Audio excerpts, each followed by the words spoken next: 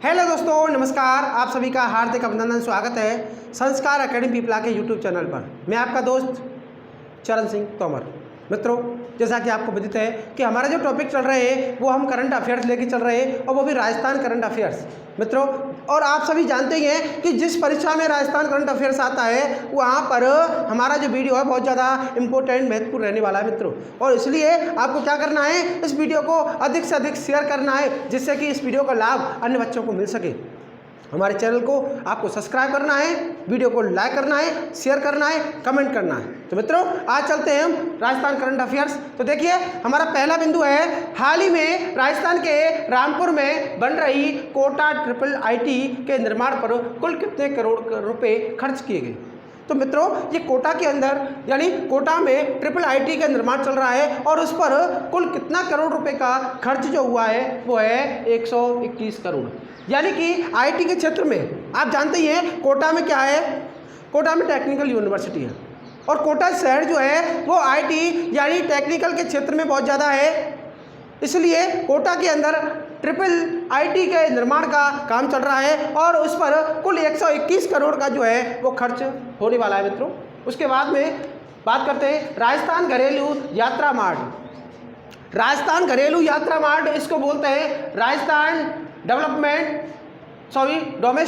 Rajasthan domestic tourist mart. Rajasthan घरेलू यात्रा mart यानी कि आप मार्ट तो जानते ही हैं, जैसे कि आज हम कहीं सामान खरीदने जाते हैं तो मार्ट के अंदर जाते हैं, सामान खरीदते हैं, ऐसे ही यात्रियों के लिए मार्ट तैयार किया जा रहा है मित्रों। और यह है राजस्थान घरेलू यात्रा मार्ट, और इसका दूसरा जो संस्करण है इसका आयोजन किया जाएगा। कहाँ पे किया जाएगा और कब किया जाएगा, तो ये प्रश्न बहुत ज़्यादा महत्वपूर्ण है, क्योंकि जो डोमेस्टिक टूरिस्ट मार्ट जो है इस राजस्थान के अंदर विकसित किया जा रहा है, और इसका जो संस्करण जो है दूसरा जो संस्करण है वो 22 से 24 जुलाई को कहाँ पर, जयपुर में इसका आयोजन किया जाएगा।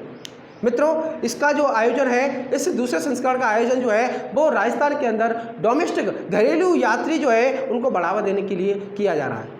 आप जानते ही हैं राजस्थान सरकार की टूरिस्ट के क्षेत्र में वैसे ही पहल रही है, और राजस्थान जो सरकार है वो टूरिस्ट को बढ़ावा देने के लिए कई ऐसे स्पॉट तैयार कर रही है जहां डोमेस्टिक और सारे विदेशी जो है टूरिस्ट है वो भी आए। तो आपको पता ही है कि जैसे हम बात करें भरतपुर की सुजानगंगा नहर में भी उसे हब बनाया जा रहा है, टूरिस्ट हब बनाया जा रहा है, जिससे कि भरतपुर में भी आपके जो टूरिस्ट हैं वो आए। तो मित्रों, जो दूसरा संस्करण हुआ है किसका, RDTM का राजस्थान डोमेस्टिक टूरिस्ट मार्ट जो है इसका संस्करण 22 से 24 जुलाई को जयपुर में होने वाला है मित्रों। और आप जानते ही हैं टूरिस्ट यानी पर्यटन विभाग का जो आज के जो वाक्य है वो है पधारो हमारे देश। तो पधारो हमारे देश ये जो है इनके राजस्थान पर्यटन विभाग का जो आदर्श वाक्य है वो पूछ लिया जाता है, और राजस्थान पुलिस में या अन्य ऐसी भर्ती है तो वहाँ पे ये जो वाक्य है वो पूछा जाता है। इससे पहले था जाने क्या दिख जाए, और अब है पधारो हमारे देश। मित्रों, आगे चलते हैं। हाल ही में राजस्थान जल जीवन मिशन। तो आप जानते ही हैं जल हमारा जीवन है, और इसको बढ़ावा देने के लिए, जल को बचाव करने के लिए, जल को स्वच्छ जल का संरक्षण करने के लिए बढ़ावा दिया जा रहा है। तो जल जीवन मिशन चलाया गया सरकार के द्वारा। तो हाल ही में राजस्थान में जल जीवन मिशन, ये मिशन है जल जीवन मिशन में कौन से पायदान पर आए, तो जल जीवन मिशन जो है वो केंद्र सरकार के द्वारा चलाया गया मित्रों। और केंद्र सरकार ने सभी स्टेट जो है सभी राज्यों का पायदान देखा कि भाई कौन कौन से स्टेप पे कौन सा है, कौन से राज्य ने कितना जल जीवन मिशन में अपना सहयोग किया, कितनी बढ़ोतरी किसकी रही। तो मित्रों, इस जल जीवन मिशन में जो पायदान जो रहा है वो 29वें पायदान पे रहा है। कौन, हमारा राजस्थान। तो हमारा राजस्थान जो है 29वें पायदान पे है। अगर हम बात करें कि हमारे देश के अंदर वर्तमान में कुल राज्यों की संख्या, तो मित्रों आपको कमेंट में जाकर के बताना है कि हमारे देश में कुल राज्यों की संख्या कितनी है। और अब केंद्र शासित प्रदेश, आप जानते ही हैं कि 26 जनवरी को यह परिवर्तन हुआ था मित्रों। 26 जनवरी 2020 को यह परिवर्तन हुआ कि दमनदीप और दादरा नगर हवेली जो है उनको केंद्र शासित प्रदेश जो है वो दोनों एक कर दिए गए, और अब केंद्र शासित प्रदेशों की संख्या 9 से घटकर कितनी हो गई, 8 हो गई। और हमारे देश के अंदर राज्यों की संख्या पहले 29 थी, अब कितनी हो गई, 28 हो गई। क्लियर। तो जल जीवन मिशन में 29वें स्टेप या 29वें पायदान पर रहा है हमारा राजस्थान। उसके बाद हम बात कर रहे हैं कि जल शक्ति मंत्री कौन है? गजेंद्र सिंह शेखावत। हमारे राजस्थान में बात करें 29वें पायदान पर रहे, लेकिन जल शक्ति मंत्री जो गजेंद्र सिंह शेखावत है, इनके द्वारा पहल की गई थी। किसकी? इस जल जीवन मिशन की। जल जीवन मिशन की पहल जो है वो गजेंद्र सिंह शेखावत के द्वारा की गई थी, और इस स्टेप में हमारे राजस्थान जो है 29वें पायदान पे है। आपको ध्यान रखना है मित्रों। उसके बाद आगे चलते हैं। हाल ही में राजस्थान के किस शहर में डोला मारू, जैसा कि अगर आपने राजस्थान का इतिहास पढ़ा हो, राजस्थान की कला संस्कृति पढ़ी हो, तो डोला मारू का नाम तो आपने सुना ही होगा। डोला मारू, इसका जो संबंध है वो किससे है? जैसलमेर जिले से है मित्रों, जैसलमेर। तो रीट में भी प्रश्न आया था पहले कि डोला की उम्र पूछी थी, डोला की उम्र कितनी थी? तो 2.5 वर्ष या 3.5 वर्ष, जो आपका जो ऑप्शन था वो आपने किया था। तो मित्रों, जो डोला की उम्र पूछी गई थी, और डोला और मारू की जो प्रेम कथा है, अब बात करते हैं डोला मारू दुआ। डोला मारू दुआ ये कवि कल्लोल के द्वारा, कवि कल्लोल जो है उसने लिखा था डोला मारू दुआ। और मित्रों, हाल ही में राजस्थान के किस शहर में डोला मारू दुआ टूरिस्ट कॉम्प्लेक्स। तो मित्रों, आजकल जो है सरकार जो है वो ध्यान दे रही है कि टूरिस्टों को बढ़ावा दिया जाए, टूरिस्ट कॉम्प्लेक्स विकसित किए जाए, टूरिस्ट हब बनाया जाए अपना जो राजस्थान है। जबकि हमारा भारत भी ये प्रयास कर रहा है कि देखिए 3000 करोड़ की लागत से, कहाँ पे? गुजरात के अंदर 3000 करोड़ की लागत से एक टूरिस्ट प्लेस तैयार किया गया है। वो कौन सा है? आपको कमेंट में बताना है मित्रों। कमेंट में जाकर के आपको बताना है, उसकी पूरी डिटेल बतानी है, उसके वास्तुकार बताने हैं कि किसके वास्तुकार के द्वारा ये मूर्ति है उसका निर्माण किया गया था, और ये कहाँ पे, किस नदी के अंदर, किस द्वीप पर है, ये सारा चीज़ें आपको कमेंट में बतानी है। मैंने आपको एक हिंट दे दी, 3000 करोड़ की लागत से गुजरात के द्वारा गुजरात में एक टूरिस्ट प्लेस बनाया गया था। तो देखिए मित्रों, ये जो है कौन? डोला मारू टूरिस्ट कॉम्प्लेक्स जो है वो बनाया जाएगा, इसका विकास किया जाएगा। कहाँ पे किया जाएगा? जैसलमेर में। तो जैसलमेर में इसका विकास किया जाएगा, क्योंकि डोला का संबंध किससे है? जैसलमेर से। तो मित्रों, जैसलमेर में टूरिस्ट कॉम्प्लेक्स बनेगा। किसको? डोला मारू टूरिस्ट कॉम्प्लेक्स। उसके बाद में हम बात कर रहे हैं हाल ही में राजस्थान के मुख्यमंत्री कौन? अशोक गहलोत, सब लोग जानते ही हैं। आपको लग रहा होगा कि मैं तो ये पूछ रहा हूँ कि राजस्थान के मुख्यमंत्री कौन, क्योंकि आपको कई बार ऐसा होता है कि हम अच्छी चीज़ें परीक्षा में, प्रश्न पत्र में कई चीज़ें ऐसी होती हैं जो काफ़ी सरल होती हैं, बहुत ज़्यादा सरल होती हैं, लेकिन वो ही हमारी गलत होती है मित्रों। तो कोई भी चीज़ चाहे छोटी हो चाहे बड़ी हो, आपको हल्की में नहीं लेनी चाहिए, कि आपको अपने दुश्मन को हल्के में नहीं लेना चाहिए। ऐसे ही परीक्षा में आपका जो प्रश्न है, चाहे वो कितना लेवल का हो चाहे हल्का हो, उसको हल्के में ना ले मित्रों। बार बार पढ़ें, उसके बाद ऑप्शन को टिक करें और गलती नहीं करें, क्योंकि ज़्यादातर मैंने देखा है कि जो धुरंधर होते हैं ना, तैराई डूबते हैं, तो धुरंधर ही वो गलती करते हैं। तो इसलिए मेरा कहने का उद्देश्य है कि आप अच्छी तैयारी करते हैं, लेकिन परीक्षाओं में क्या करते हैं? गलती कराते हैं, जल्दबाजी में आप गलत ऑप्शन चूज करते हैं। इसलिए आपको क्या करना है? तसल्ली से, धैर्य से ऑप्शन को चुनना है। हाल ही में राजस्थान के मुख्यमंत्री कौन? अशोक गहलोत जी के द्वारा अशोक गहलोत जी को सलाहकार बात करते हैं। देखिए, आप जानते ही हैं कि हमारे मुख्यमंत्री जो होते हैं या प्रधानमंत्री जो होते हैं, उनकी एक सलाहकार परिषद होती है, और सलाहकार जो होते हैं वो एक IAS रैंक के अधिकारी होते हैं। ऐसे तो नहीं, हम जैसे तो होते नहीं हैं, तो IAS रैंक के अधिकारी होते हैं, और IAS रैंक के अधिकारी हैं। बात कर रहे हैं राजस्थान की, तो राजस्थान में मुख्यमंत्री अशोक गहलोत की सलाहकार परिषद में पहले 8 सदस्य थे, 8 जो सदस्य थे, लेकिन अब एक 9वां सदस्य जो है वो बढ़ा दिया गया, और कुल सदस्यों की संख्या मित्रों कितनी हो गई? तो बस हम यही बात कर रहे हैं, कुल कितनी हो गई? 9 हो गई है। यानी जो सलाहकार परिषद है, सलाहकारों की जो संख्या है वो 9 हो गई है। और बात करते हैं 9वें सलाहकार जो है वो कौन है? निरंजन आर्य। कौन है मित्रों? निरंजन आर्य। और ये कौन है? IAS रैंक के अधिकारी हैं निरंजन आर्य। इनको मुख्यमंत्री अशोक गहलोत की सलाहकार परिषद का 9वां सदस्य बनाया गया है। सलाहकार परिषद में 9वें सदस्य कौन है? निरंजन आर्य। आपको गलत नहीं करना है। आगे चलते हैं मित्रों। हाल ही में राजीव कुमार कौन से नए मुख्य चुनाव आयुक्त?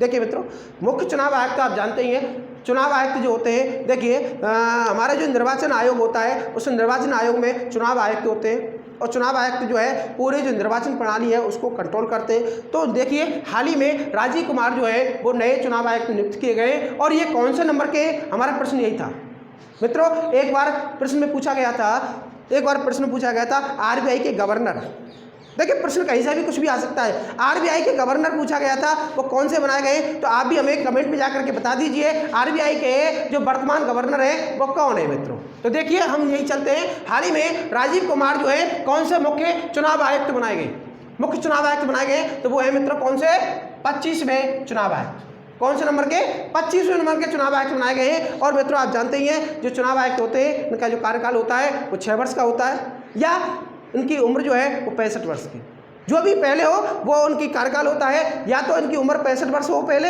या इनका 6 साल का कार्यकाल हो, तो ये इनका कार्यकाल होता है। तो हमारा प्रश्न था कि राजीव कुमार जो है कौन से मुख्य चुनाव आयुक्त बनाए गए, कौन से नंबर के हैं, तो वो है 25वें नंबर के मुख्य चुनाव आयुक्त होते हैं। मुख्य चुनाव आयुक्त जो होते हैं उनका कार्यकाल 6 वर्ष का होता है, या 65 वर्ष जो भी पहले हो। उसके बाद हम बात कर रहे हैं राज्य शिक्षा विभाग। राज्य शिक्षा विभाग आप जानते ही हैं, राजस्थान का राज्य शिक्षा विभाग जो है वो कहाँ पे है, बीकानेर में है।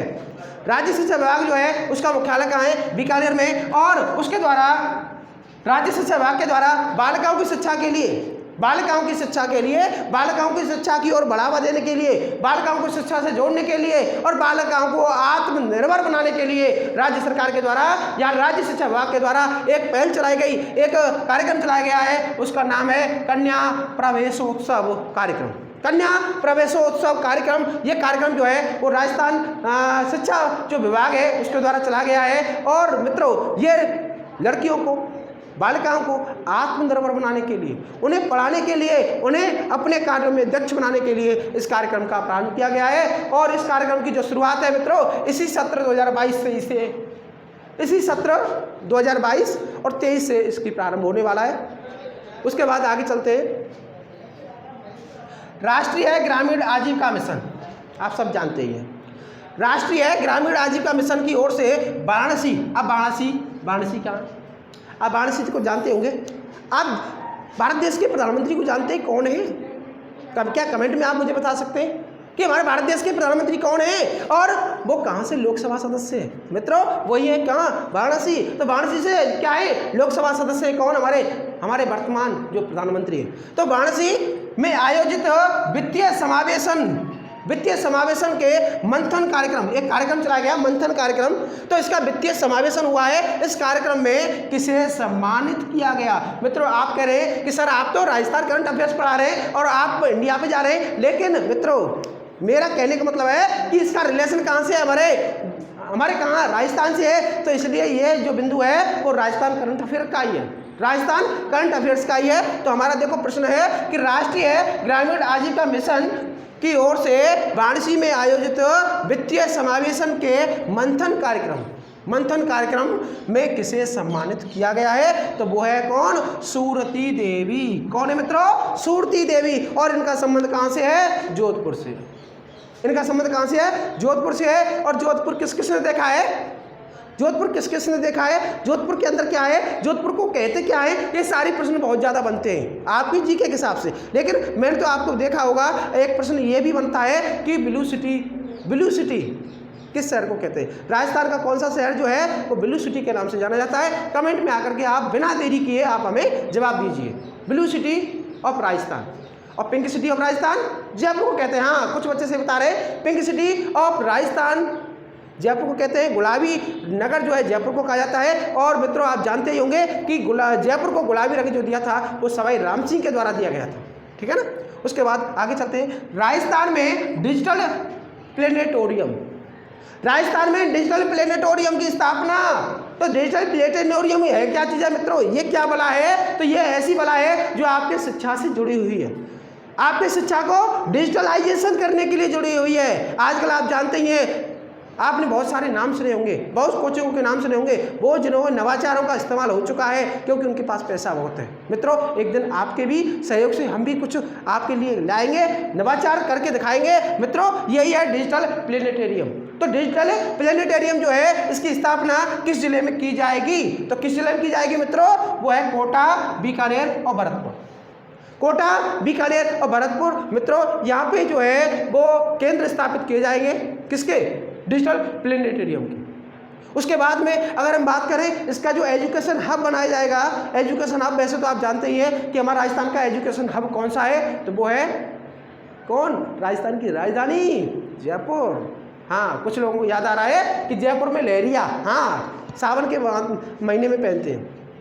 एजुकेशन हब जो है वो कहाँ पे, जयपुर के अंदर बनाया जाए। और इस डिजिटल प्लेनेटेरियम में कौन कौन से ज़िले हैं जो शामिल किए गए हैं, वो है कोटा, बीकानेर और भरतपुर। तो हमारा भरतपुर भी इसमें शामिल है। उसके बाद आगे चलते हैं मित्रों। देखिए बहुत ज़्यादा इंपॉर्टेंट क्वेश्चन है और परीक्षाओं की दृष्टि से बहुत ज़्यादा है, क्योंकि आगे चल के जो पूछा जाएगा आप समझ लीजिए कि ये परीक्षाओं में छप गया। हाल ही में राजस्थान के मुख्यमंत्री कौन, अशोक गहलोत जी के द्वारा अपने बजट सत्र में, देखिए अब की बार जो हमारे जननायक राजस्थान के मुख्यमंत्री अशोक गहलोत जी ने जो बजट पेश किया था, वास्तव में रियल में जो बजट था वो आम जनता के लिए बहुत ज़्यादा सुखद था और आम जनता को आगे बढ़ाने के लिए बहुत ज़्यादा सुखद था। तो उसमें हमारे लिए भी कुछ मिला है मित्रों। तो देखिए क्या मिला है। तो हाल ही में राजस्थान के मुख्यमंत्री अशोक गहलोत जी के द्वारा अपने बजट सत्र में कन्या राजकीय महाविद्यालय लड़कियों के लिए, ग्रामीण लड़कियों के लिए, ग्रामीण लड़कियों को शहर जाकर के परेशान नहीं होना पड़े, वहाँ जाकर नहीं रहना पड़े, इसलिए उन्होंने देखा कि जिस गांव से करीब 25-30 गांव जुड़े हुए हैं, एक गांव जिस गांव से 25-30 गांव जुड़े हुए हैं, उस गांव में उन्होंने एक महाविद्यालय दिया है। और ये जो प्रयास किए मित्रों, ये हमारे बहुत ही ज़्यादा ऊर्जावान मंत्री महोदय के प्रयास से हुआ है, डॉक्टर सुभाष गर्ग जी के सहयोग से हुआ है। तो ये जो है राजकीय कन्या महाविद्यालय भरतपुर जिले में कहाँ बनाने की घोषणा की गई है मित्रों, तो ये है मित्रों कहाँ, पीपला जो कि हमारा गांव है मित्रों। तो ये हमारे गांव में पीपला में मुख्यमंत्री अशोक गहलोत जी ने राजकीय महाविद्यालय बनाने की घोषणा की गई है। तो मित्रों आज का जो है हमारा बिंदु मैंने आपको अच्छी तरह, आप स्क्रीनशॉट ले सकते हैं इसका।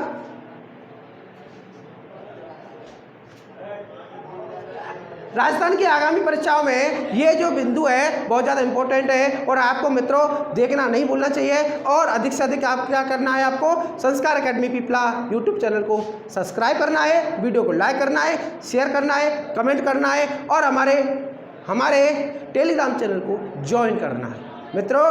और आज मैं एक घोषणा करके जा रहा हूँ आपके लिए, आने वाले समय में यानी आगे से हमारे एक नई फैकल्टी आपके साथ जुड़ने वाली है और वो लेकर आएंगे हिंदी सब्जेक्ट को लेकर के मित्रों। तो आपको अच्छी तरह से देखना है और पूरे नवाचार के साथ में, यानी कि उनके बाद में आपको कुछ पढ़ने की आवश्यकता नहीं पड़ेगी, वो लेके आएंगे मित्रों। धन्यवाद।